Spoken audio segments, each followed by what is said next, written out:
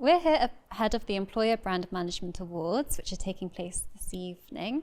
And I'm joined by Tong, who's Employer Brand Manager at Springer Nature, and Tina Harzy, who's Director of Social Media, also at Springer Nature. And they're shortlisted for 2 categories tonight, which are Best Integration of the Employer Brand in a Communication Strategy and Best Brand Ambassador Program. Welcome, guys. Could you give us some insight to the Ambassador Program and sort of what it's all about and how it works? The Ambassador Program really is a key part of our employer brand strategy on how we bring our employer brand to life.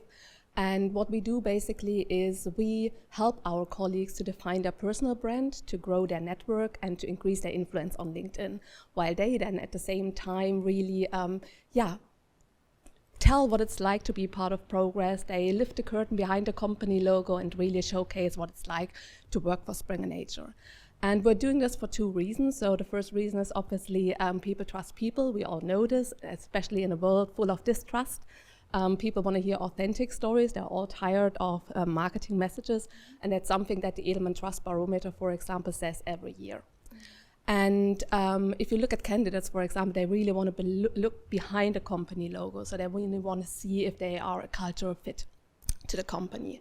The second reason is that what we see is year on year, there is a decrease in organic reach of company posts or company messages and the organic reach of that. And while at the same time, employee-generated content is really often outperforming company content, so often receives double the engagement numbers, double the click-through numbers. And the Ambassador Program for us is really a win-win. So we train our own employees to become the voice of the company. This supports their career, while at the same time they also advocate for the company in an authentic way. And we're seeing great results. So engagement levels, across LinkedIn increased significantly, but also on our intranet and through networking, through cross-team collaboration. Okay, and how do you go about deciding or choosing ambassadors? What makes a good ambassador, and how do you sort of approach that decision process? Yeah, sure.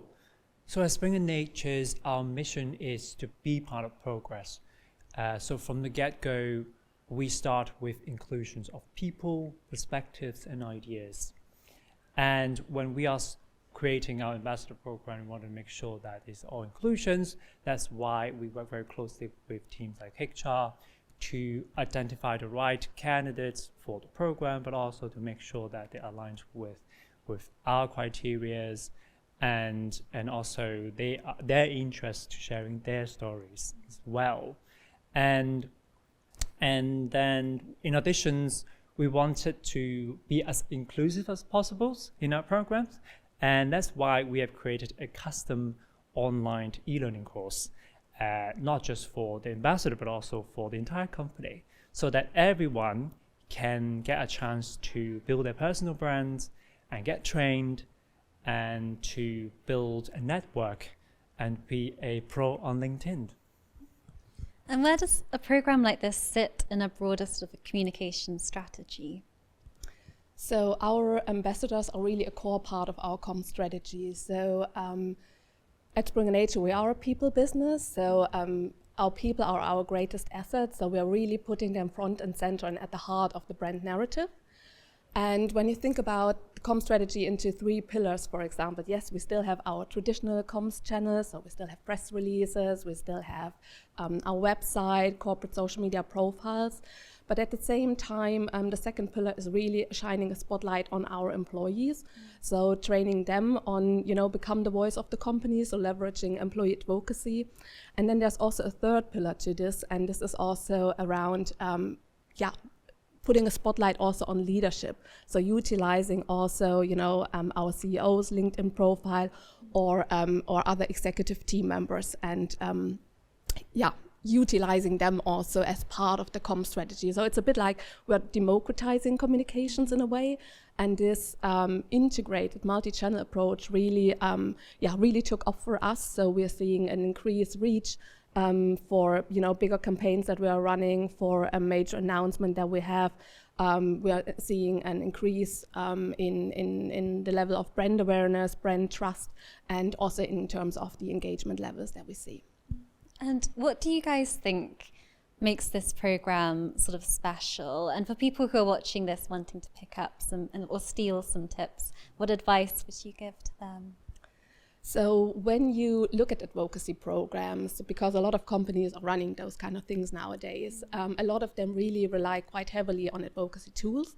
So that means that the comms team pushes out pre-prepared messages to its employees. And then, yes, as an employee, you can always, customize it, you can personalize the post, you can adjust them to your needs. But the reality is that LinkedIn activities require time, and people often struggle with their LinkedIn activities in their day-to-day jobs. And what they end up doing is they post what they get. So they post as is. And this means then that this kind of personal voice gets lost on the way. So rather than establishing your employees as the human voice of the company, they end up becoming the clones of the company. So, pushing out the same content, same copy, same imagery.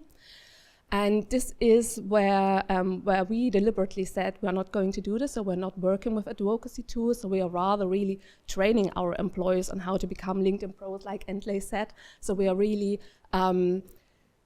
showcasing them on how to best do this, and they go through a 3-month training program, and all their posts are not scripted, so they don't undergo any approval process, so we really trust them.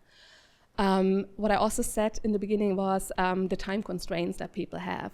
So you have this time constraints. Digital storytelling takes time. It takes time to engage with content on LinkedIn, and often companies take this for granted. But we address this issue by giving our employees a dedicated percentage of their working time to really work on anything that has to do with their ambassador role. So they could do it for content creation, they could use the time for keeping up with learning development opportunities, with engagement on LinkedIn. And I think this is really what makes our program stand out. And I think what my pro tip is always, empower your own people to support your comm strategy, the objectives of the company, but don't forget to also reward them for the work that they are doing. Good advice and really interesting. Thank you so much for joining us, and best of luck for tonight at the awards. Thanks so much. Thanks.